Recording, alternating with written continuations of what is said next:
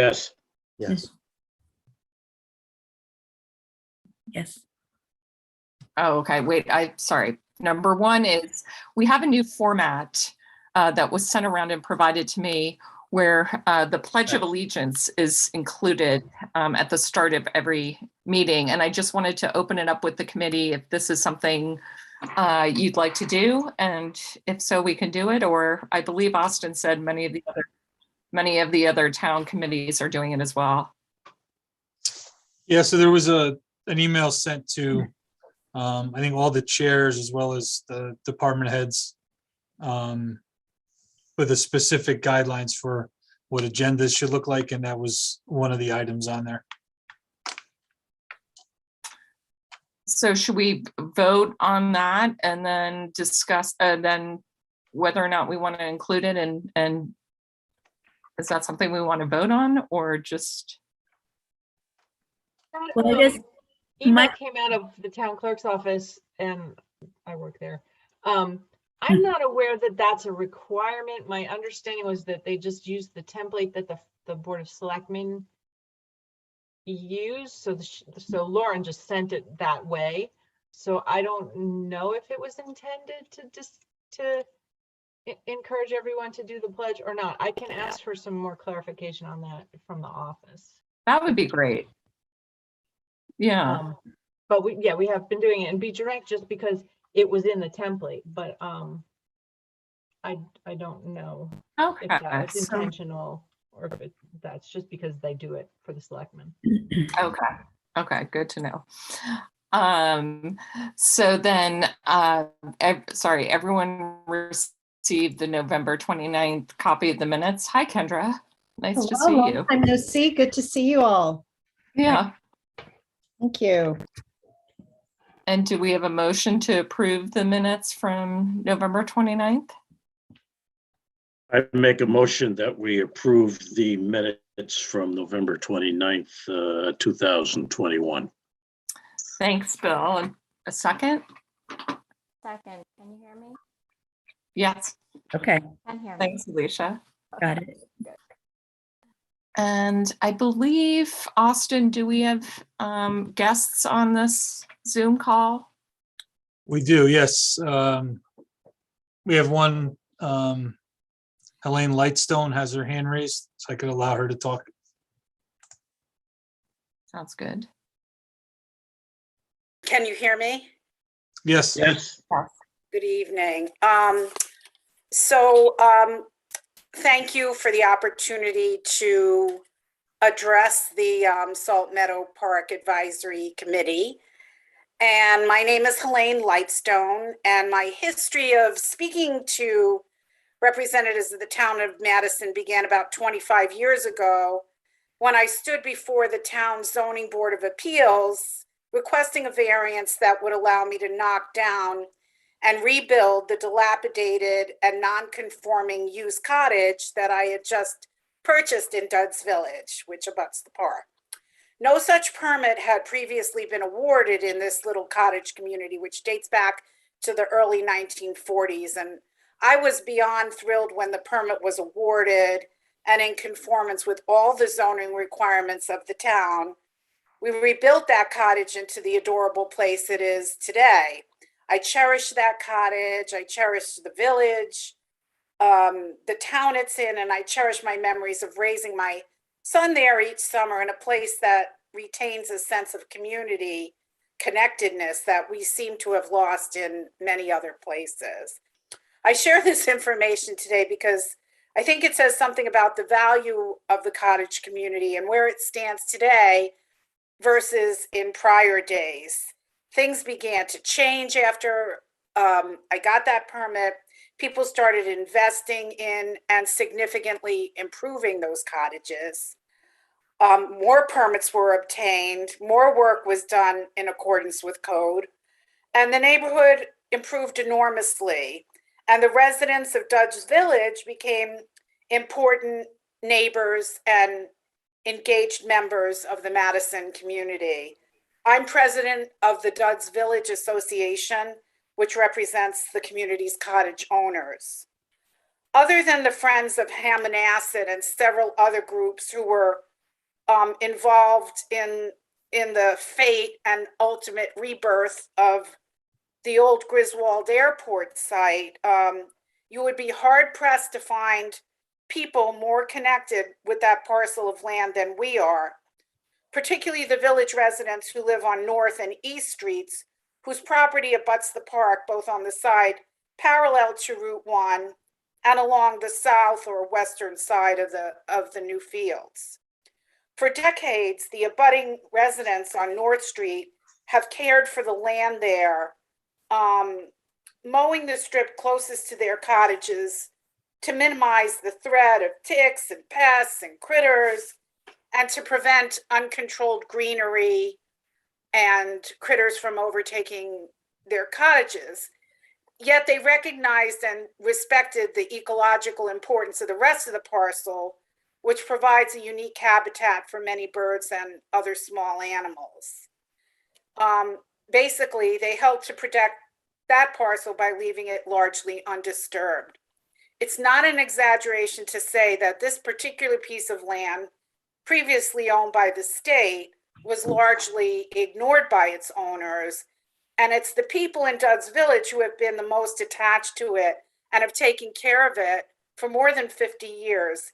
Each year, we care for that strip of land closest to the cottages by mowing it, cleaning it of leaves and other waste and debris. And we use it to host our annual Labor Day party, which is an old-fashioned family fun day complete with field games like sack races and egg tosses. The party's been held for over 50 years. It's undeniable that there's been some creep over the years onto what was once the state's and is now the town park's property. Several years back, after the town took possession, some of the cottage owners met with a representative of the town and walked that portion of the property. The town asked them to move some items or remove some items as well, but move some things back towards the cottages, and they did quickly, willingly, and compliantly. They were shown by the town representative what they were told was the property line, which was somewhat further north on Route 1 than the present survey seems to indicate. It would be devastating to these residents if a fence was erected directly on that new line. I stand before you tonight and ask that that strong consideration be given to ensure that ample space remains between the cottages and any fence or similar structure that's erected behind North and East Streets. This is not the first time we've made this request. When input was sought during the planning processes for the park, we made a similar request, and in their wisdom, the folks who developed and then approved the park plans allowed for a soft boundary between the land on Route 1 on the cottages. Like good concerned neighbors, we attended those meetings and shared our concerns, both at the meetings and during the development of the first phases of the park and the opening, and we were grateful for this consideration and for the opportunity to participate.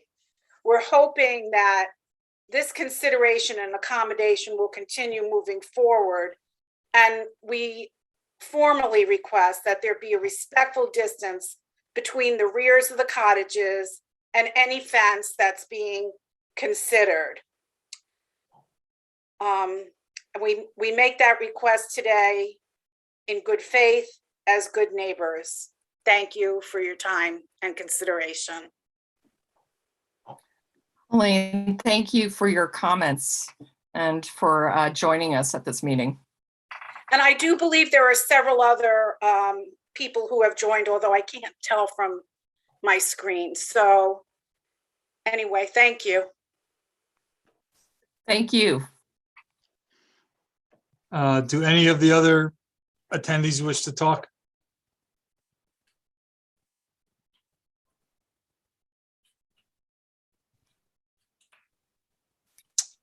Nobody's raising their hand, Alex. Okay. Sounds good. So we will move on to some old business, and that would be the dog park status. And I know there's been some discussion about that. So Austin, do you want to give us an update? Sure. So, we had the property surveyed, and so on that area of the property, which is on the opposite side of the road on Hammonasset, on Route 1, to the left as you drive into the park. And we are in the process of staking that out. Once the frost goes away, we could drive a stake into the ground, and at that point we'll show members of this committee what it looks like and take some input from you all, and then we will have it drawn up by an architect, and once that happens, then it will go to planning and zoning, ACA if need be, and once we have a drawing, then we can go to the public and show them what it will look like, take feedback, and then we can move forward.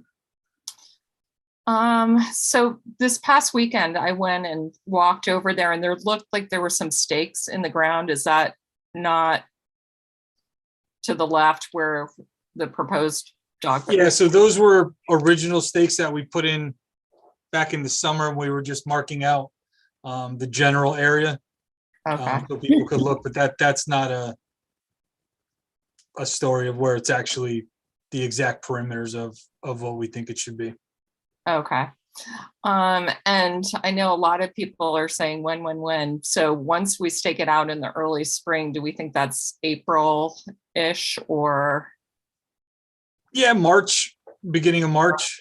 Or if we get, a February thaw, we can go out there and do that. But as long as, planning and zoning approves, and ACA if need be, and you all approve of the design, then we could move forward with the fencing come end of March and have it up and going, before the middle of summer. Oh, great. So when we get the drawings, what is the time frame for when the public can look and sort of approve or look at the drawings? What's the time frame usually allowed for that? So there's no public approval. We would just take input from the public. There's no public Oh, yeah, I required mean, approval. okay. You all and Beach and Rec Commission will be making the decisions, and that's you represent the community at that point. I would say our engineer who draws them, 2-3 weeks to get that back. It's just, we have to fall in line with the planning and zoning timeframe, ACA timeframe, and then we should be good to go. Okay, great. And then rest area. I know you sent around the plans. So are we going to share them on the Yeah, I'll screen? share my screen here. Let's see. Hey, Alex, can I just ask a quick question? So Sure. when Helene was talking about fencing, she's on an entirely other side. She's on the west side of the park. We're talking about the east side of the park where the dog park's going to be in the fencing there. So that's not okay. That's no concern. That other fence, I think I remember talking about that some time ago when I first came on or something. Maybe Scott might have been discussing it and as a future consideration. Am I right on that? I just trying to get an understanding as to the timing. Maybe I might have missed something in that No, meeting. I think you are right about that. I wasn't too sure on the timing of that fence either. Okay. And I don't know. You're right, Mark. Okay. So we don't have something in play to get it done at any particular time right now, Austin. Does that sound about right? No, not at all. Yeah, you're totally correct. Yep. Okay. All right. Thank you. All right, so let me put up let's share this. All right, you can all see that. So first, let's go to All right, so this is the drawing. You could all see it? Yep. Yes. Okay. So if you look here, where my mouse is, that's the pavilion. And then to the east, I'm not a great geographical guy, but where the flagpole is when you're at the park, just to give you some general idea of where we are. This box here is where the proposed bathroom facility would be. So over here is the fields. And then you cross a small strip and then you have the bathroom facility and the flagpole with the pavilion sort of directly across the roadway where it currently is right now. And Are there options? if you all would like to provide feedback, yeah, we wanted to, the reason we moved it close to the field is to give children access to it without having to cross the roadway, which I think is important safety wise. Putting a bathroom over here towards the pavilion area would require anybody, adults, children, to cross, a parking lot, a roadway, and then enter into the bathroom facility over there. Well, what about where the porta potty is right now? Because that's right next to the field. I'll tell you, what I'm thinking. So in the original plan for this park, the buildings were off to the side. I mean, I really think aesthetically, when you come into the park and you go over to the amphitheater and you look at the river and there's a bathroom in front of you, I just feel like it really changes the aesthetics of the park. And the original plan was to have the buildings kind of where the pavilion is. So I really think we need to consider that because this is a long-term thing. Once the bathroom goes in, it's going to stay there. And so what if you put it on the, I don't have the direction in front of me, but to the other side of the pavilion or on the other side of the field so that you're not ruining that beautiful view. Yeah, I would be okay with that. So you're talking more up in this general area up here where the existing porta john is right now? Yeah, it's right next to the fields and it's kind of in the corner. And so it's not like right there.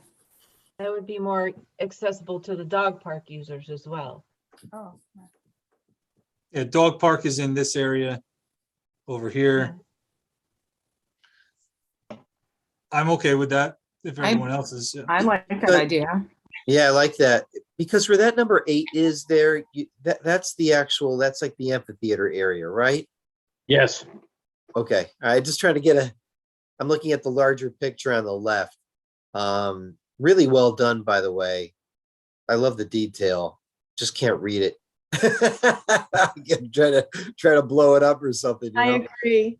But I do agree that that's a nice idea to move it over closer toward the road, I think is what's being suggested than where it is here. So we're talking like up in this area up here. This is where the porta john is currently, right in that area. Yeah, and like you said, it would be closer to the fields too. So basically, when you're driving in, it's immediately to your right. Yep. Okay. Yeah. Mhm. And I'm And then- all for not obstructing the view either. I think Right. that's a good idea. Yep. Okay. And then this is the type of bathroom we're looking at. So rustic.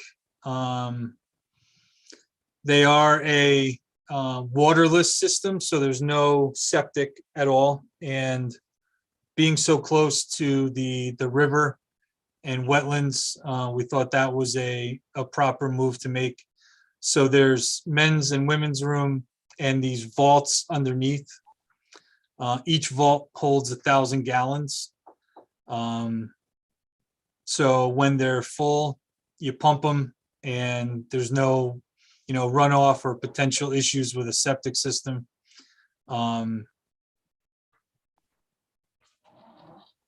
that's sort of what it would look like here.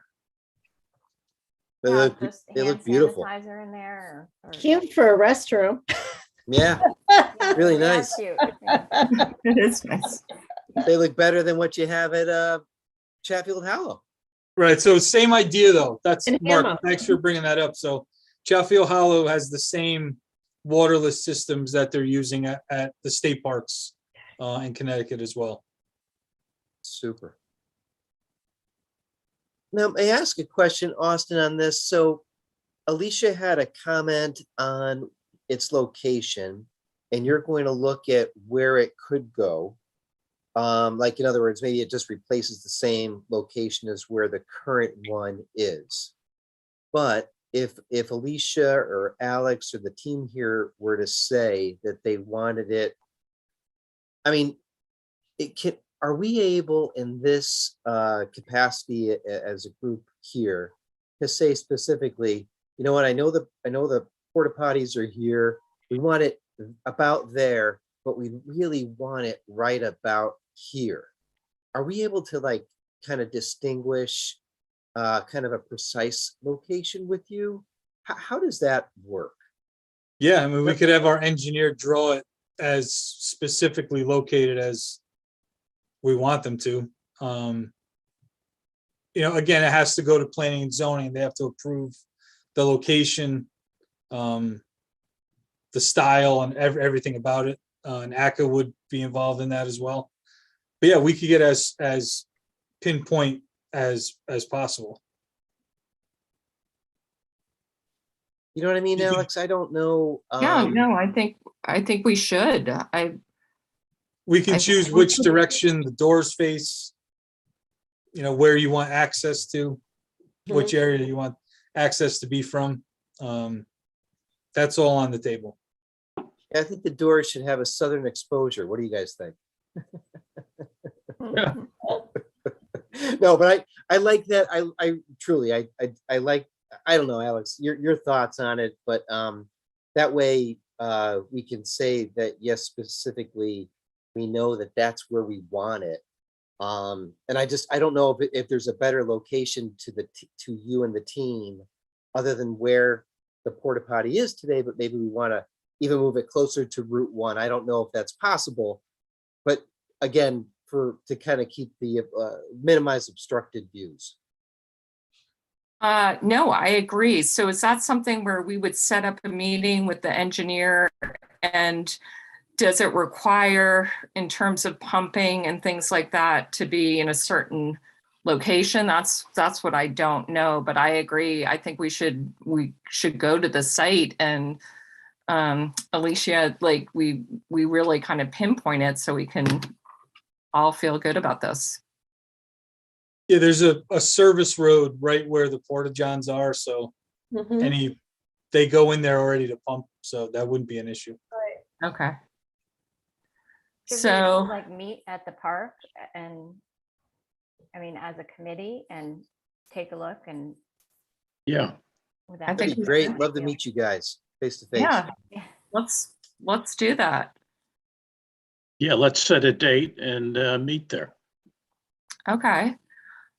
Should we do that on this call? Sure. Sure, yeah. All right.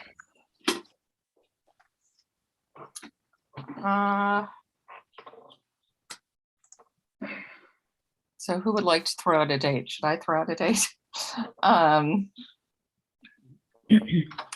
is beginning of February?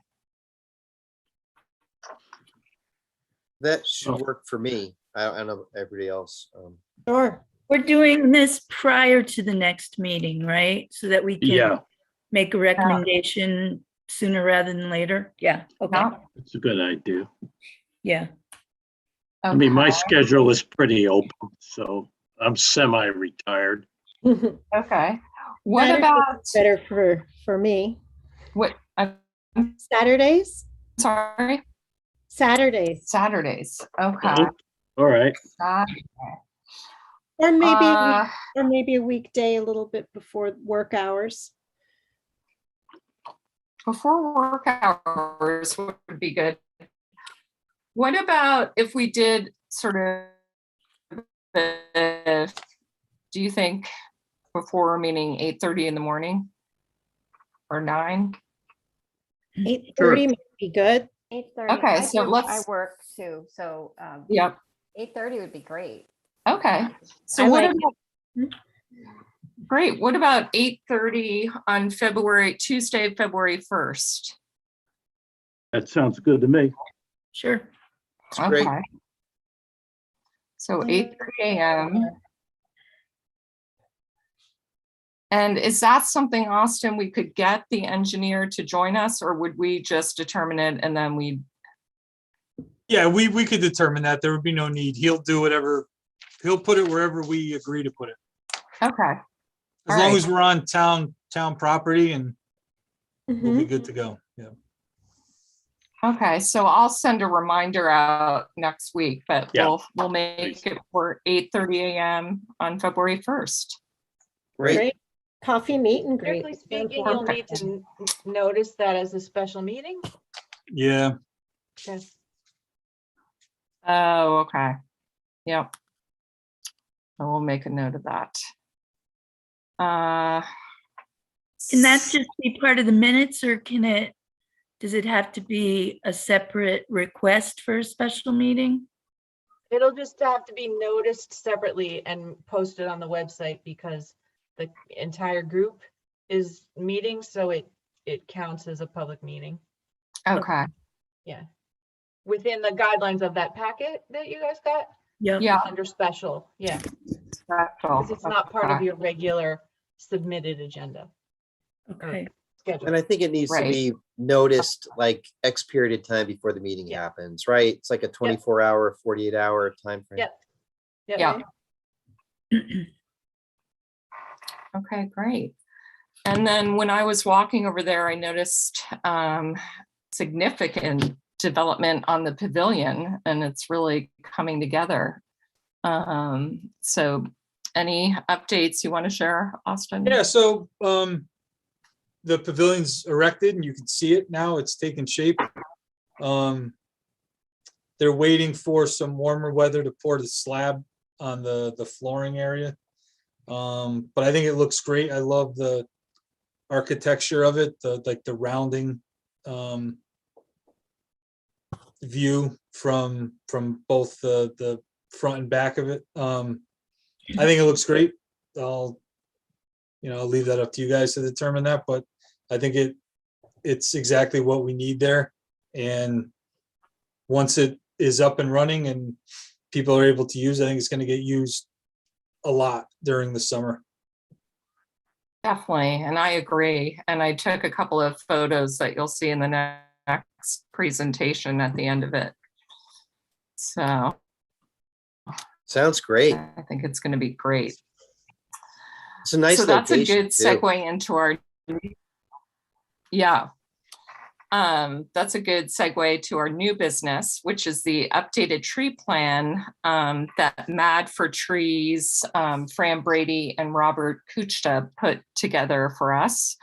And we had a couple of discussions with them, but what I'm going to present now with the help of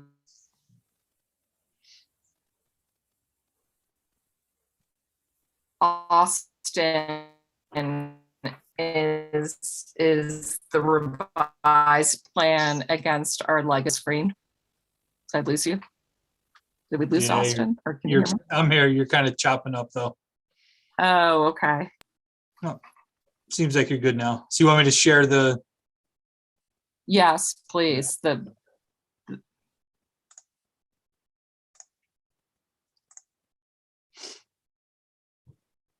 so I'm gonna zoom in. This area here. All right, And- so if, just to orient you, this is Route 1 right here, Yeah. and then this is the entry to the park. So well, yeah, that's a little too close. Let's zoom out a little bit.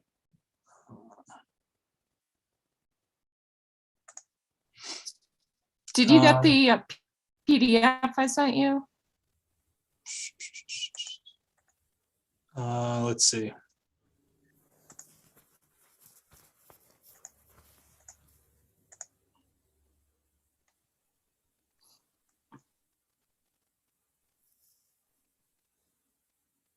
It's nice. I think we have Robert on this call, so that's helpful. I can maybe share, am I allowed to share my screen? I have it right here. Okay. There we go. We're getting there.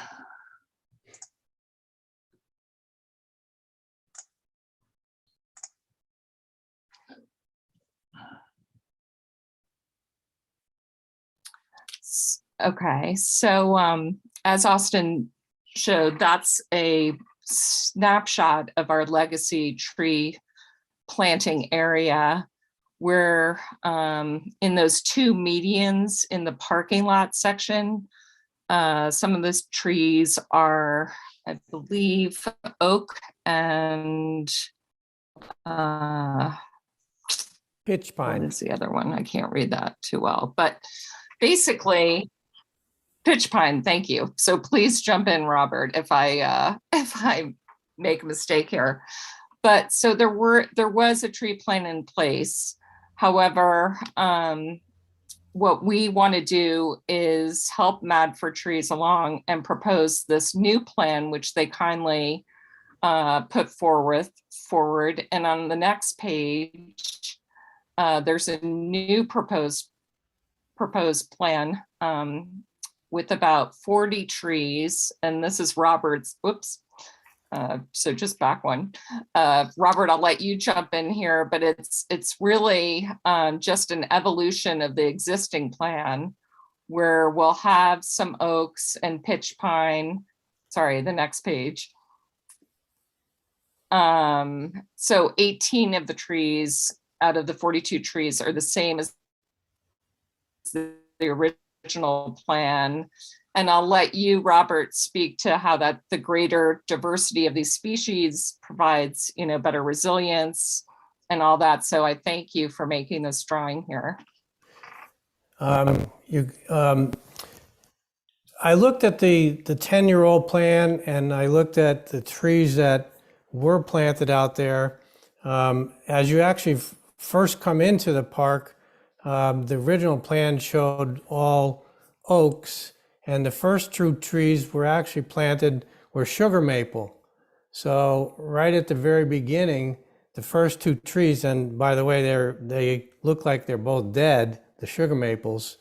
But I think what the original idea of the planting plan was in the parking area was to create a sort of Cape Cod feeling with the oaks and the pitch pines and red cedar.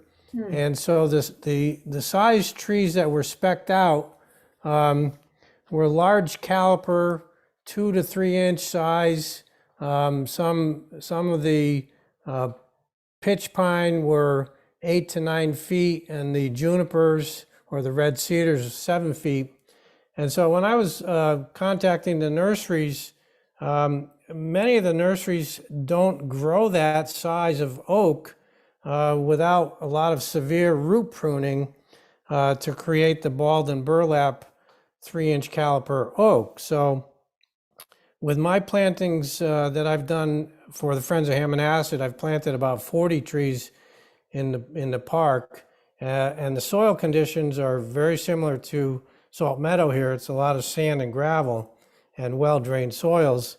And my experience has been that the smaller trees that have been grown in containers, even with the drought that we had, not this past summer, but the summer before, I watered the trees about once a week, about 4 to 5 gallons per tree.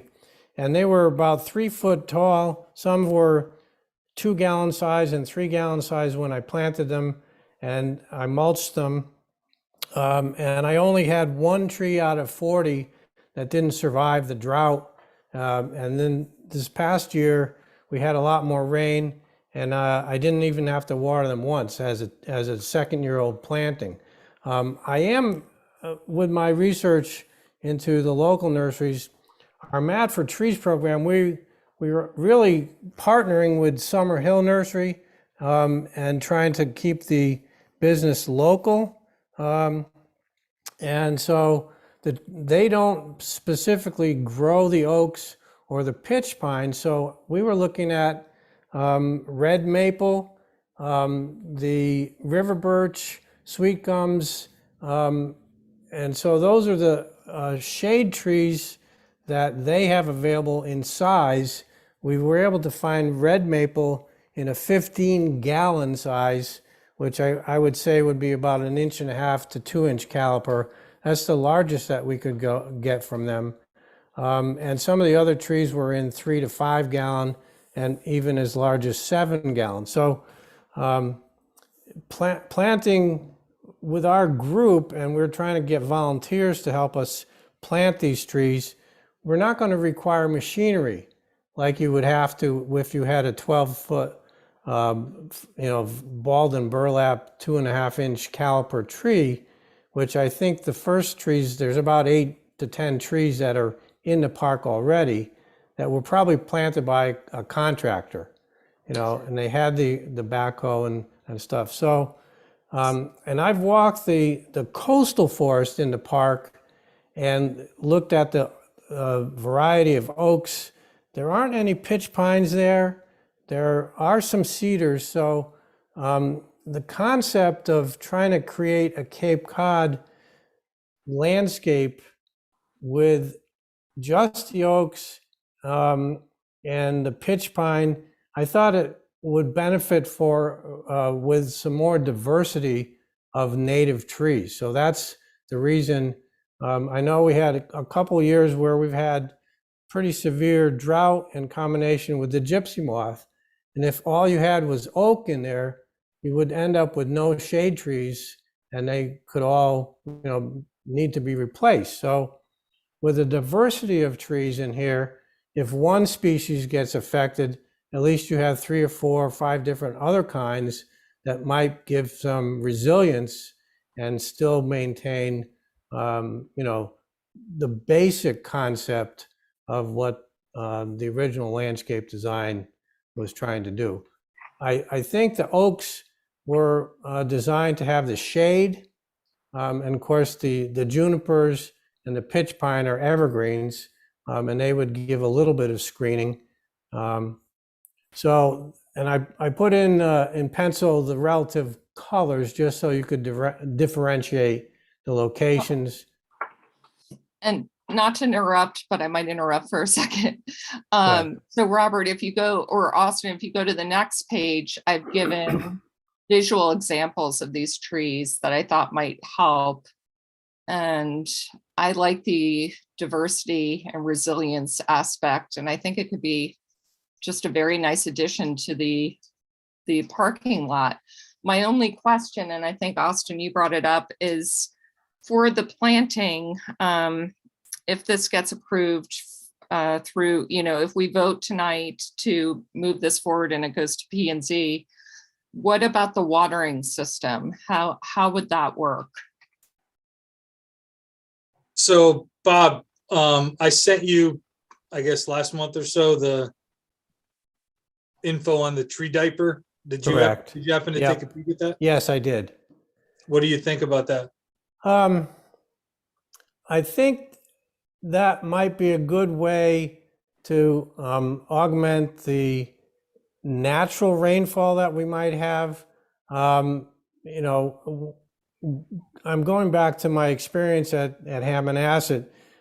During the drought, I would water each of the trees with about 2 to 3 gallons once a week because they were mulched. And I took that as my responsibility. I had buckets of water that I would get from their water source in the park. So I didn't have to go very far.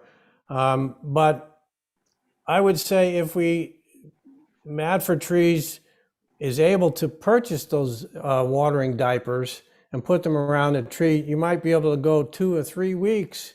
If we don't get an inch of rain during that period, then they would certainly help. I think in combination with mulching, 3 to 4 inches per tree around the root zone, because these are only 2 to 3, even 5 gallon trees are not that large. It's not like we're going to need to have a 2,000 gallon tank truck from the town.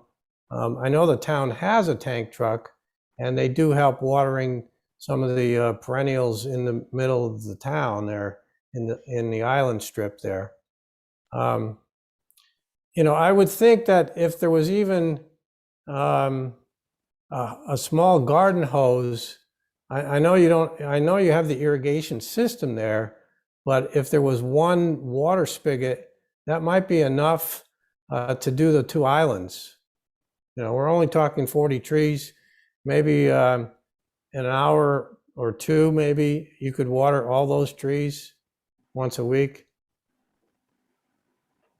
My concern is I just don't have the number of guys needed to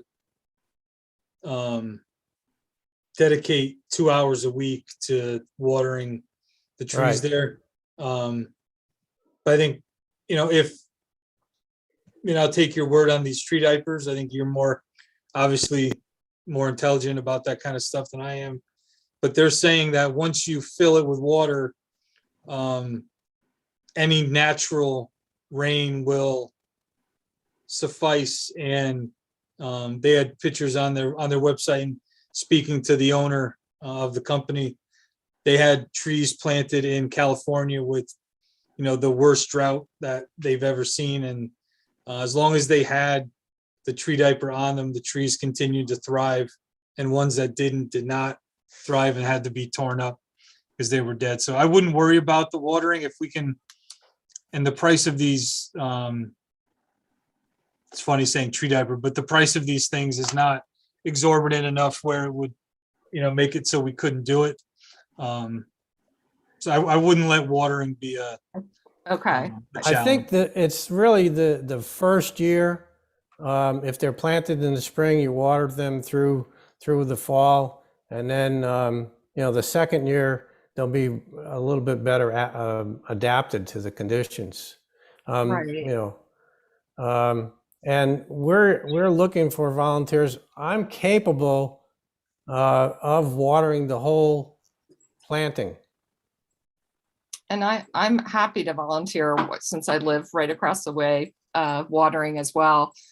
Maybe at this point, Austin, if you go to just the next slide. And I love the idea of that tree diaper. You know, it's so crazy, but it's funny. I'm wondering, Alex, this excuse me, if the initial trees that were planted in the park, I wonder how they were watered.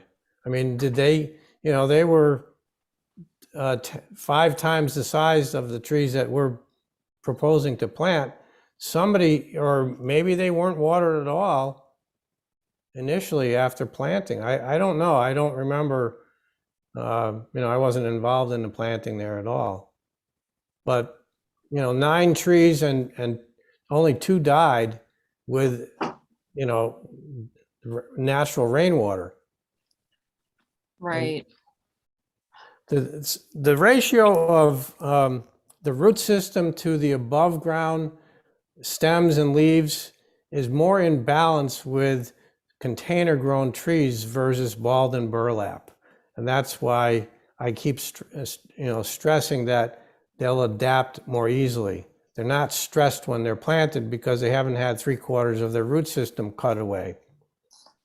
Right.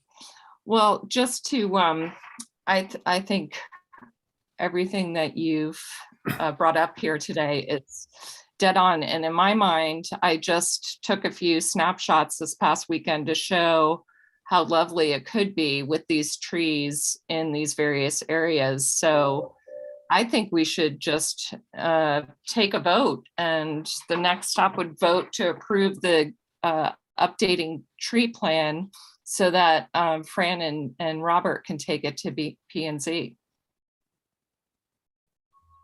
Move that we approve this tree plan. And do we have a second? Second, Second. Perfect. Yes, I think it's a great idea. And Robert, please extend my thanks to Fran. I know you guys have been working hard, and it's really, I think, just going to be a wonderful thing. And we'll be in touch because I still like the idea of event around Earth Day or something, depending on the timing of P and Z and plans and all that. Right, right. I'm kind of continuing my informal role as the tree warden, even though I'm fully retired. So I do have time to water these trees. Thank you for doing May that. I ask a quick question of Robert? Alex, Sure. really quick? Hey, Please. Robert, I have a question about those pitch pines. It looked like they were all in one row. Do you do that? Is that done for a specific reason? Because did they, in other words, like kind of like togetherness for the trees is a better thing than being apart for a certain species? I think the original landscape architect, Ann Penniman, must have visited and had observed a lot of clumps of pitch pine. So I think that was the theme that she was trying to Oh, I recreate. see. You know, instead of individual trees, to clump 6 or 3 or 5 in groups. You know, and if you want, that's sort of repeated here. I mean, the Yeah. pitch pine is available in Connecticut. It's just that they're small. I see.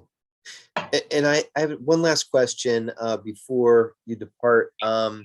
You had indicated that you're looking for some assistance or volunteers to assist in their installation. When Correct. might they be installed, and what are you thinking about in terms of volunteers? What's the timing look like? Well, we are looking towards the end of April, either Earth Day weekend or Arbor Day, which is the following week, I think. So we're going to put out publicity either through the town or the newspaper, you know, our Mad for Trees website, because we are volunteers, our group, you know, so Yeah. we're going to spread the word. I've in the past, in my last 40 years or so, I've had big events where I've marshaled 50 to 100 people planting. I'll teach you how to use a shovel if I need to do that. Well, that sounds great. So if we wanted to, if people here were interested in assisting, we just need to reach out to you or what have you. I mean, Or a friend, obviously, yeah. like you said. Right. All right, Or thank you very through much. Austin even, you know, you can do it through us.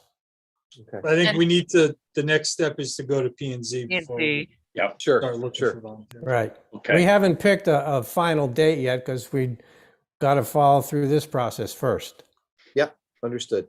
Thank you. Right. So But thank if it you. works out, we'll sort of create an event, Mark. So I think it would be fun for us all to get involved. Oh, great. Yeah, of course. Thank you. And then, so the next page, Austin, is just a quick snapshot I took of the pavilion, just in case anyone had not seen the developments. It's not the best photo, but it really shows sort of how it's coming together so nicely. All right, thank you. Thanks, Bob. Yeah. Yes, thanks. Thanks again. Because I know we're getting at the top of the hour. As activities for the spring and summer, we had talked about art in the park.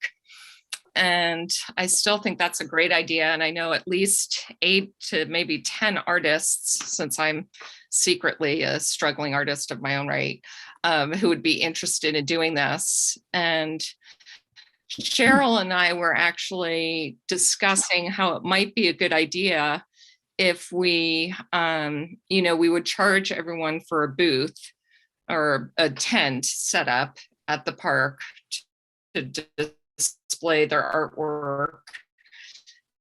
And that charge maybe would be, we'll determine artists that could go to our overall budget for events and activities for the concerts. So that was one idea. And then the sponsorship plan idea, I had a nice long talk with Pam Green discussing about the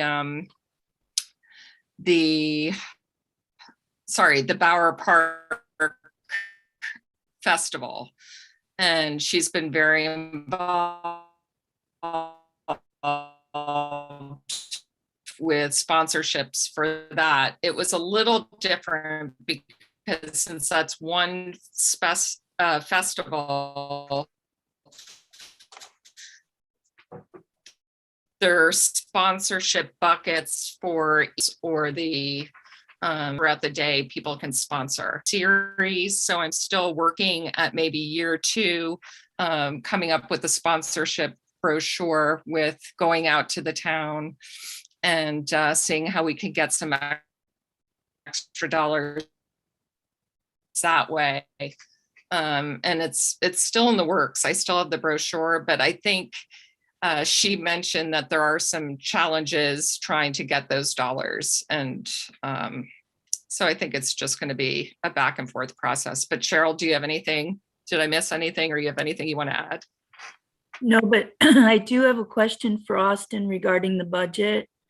We had put in a request for $5,000, and that was to be incorporated into the beach and rec budget. And then the last meeting was before you had taken it to the town, I think, for a final approval. And where do we stand on that? Because we need to understand what's available in order to be able to move forward. So we had our first budget meeting with the Board of Selectmen, Board of Finance last Wednesday. And so nothing's approved, but they did, there were no negative comments about the request for 5,000 for Salt Meadow. But then the budget has to be approved still. That's not part of the approval process, is to meet with both groups and, explain why we're asking for additional items in the budget. They seemed okay with it. I think the meeting went extremely well. And now we just wait for them to approve the additional budget request and put it into the budget for referendum in May. Okay, great. So Well, I was just gonna say, if we have something that we want to do in late May, are we safe to move forward with that? Those dollars will not be available if it's approved till July 1. Till July 1. Okay. Oh, okay. Okay. So that's okay. We had sort of mapped out concerts starting end of May and then following on every third Saturday to coincide maybe with the Sunday concerts, but I guess we need to start them later on in the season. Unless you could get sponsorships. Yeah, the money will not be, if approved, won't be made available to us till July 1. Okay. Is there any money left in this current budget that would be available for May and June? So there was no money earmarked for Salt Meadow. So it's just beach and Okay. rec budget. Gotcha. In that line item, what we pay for concerts, there is no additional funding. Okay, all right. All right, so maybe the art in the park money would go for, if we're To gonna the do first, something in June, then the art in the park money would, or sponsorship of some sort. Okay, that's really good that's very helpful. I was Very helpful. Yeah. clear on that. So we have a fiscal year budget then, so it goes July 1 through June 30. Okay. That's- Okay. Yeah, that is helpful. I think it was my optimistic brain that thought that it was. But I think what Sorry, go ahead. I think she's breaking up again. I know, I did too. Can you hear me now? Yep, Can hear you. Yes. Yeah. and we can see you now too. Oh. Does everyone like the idea of an art in the park? Mhm. Okay. Yeah. Yes. All right, great. Well, we're gonna move forward with that then. Anybody Yeah. want to help? Anybody wants to help, let us know. Okay, Or have artist ideas, Yeah. send them my way.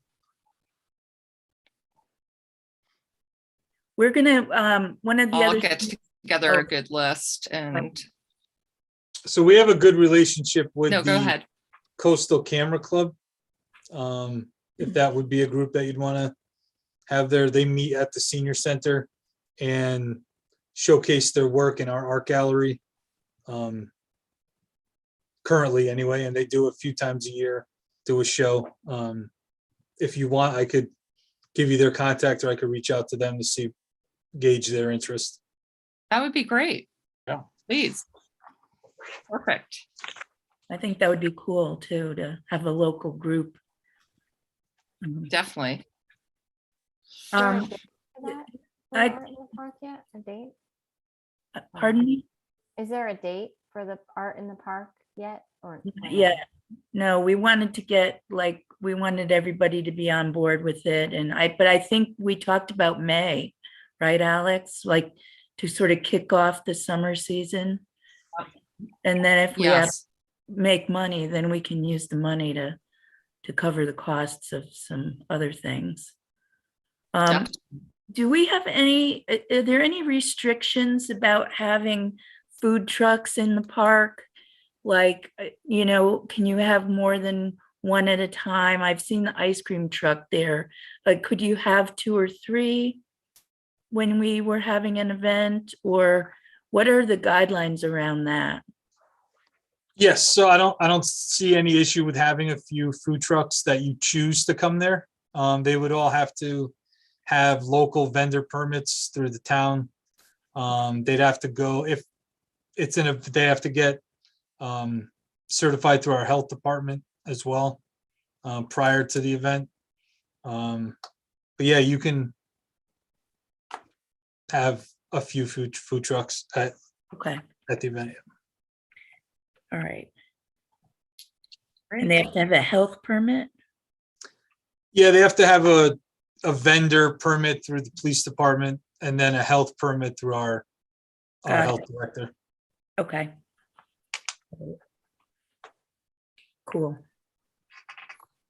Great. Does anyone have any other ideas for activities? Or I think that's free activities, I guess. yeah. Okay, so moving along, are there any other people on this call, Austin, that want to speak? So there's still members of the public. Would anyone raise your hand if you would like to talk? Yep, we have Laura Brancato. Hi, Laura. Laura, if you could just unmute yourself. Okay, can you hear me now? Yes, Okay, this is my first time doing a Zoom. Mhm. My name is Laura Brancato, and we have a cottage in Dudd's Village at 25 North Street. And I would have said something when you asked, but I didn't know how to get to raise my hand or to talk. But there are stakes marked out behind the cottages on North Street, and the cottages on the east side of East Street, where I think they're wanting to put those cedar posts in. So when you're over there on February 1st, you could take a look at where the posts are. And they're about, I'd say 15 feet in from where I was there when Scott walked the line with the owner of Dudd's Village, and they told me that they suspected the line was from the corner of the white fence of the car wash to post over in the park.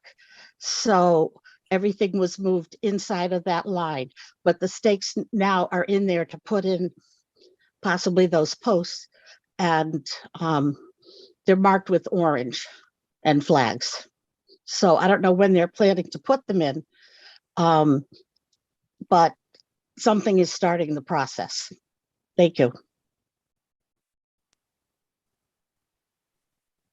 Thank you, Laura. Okay, thank you.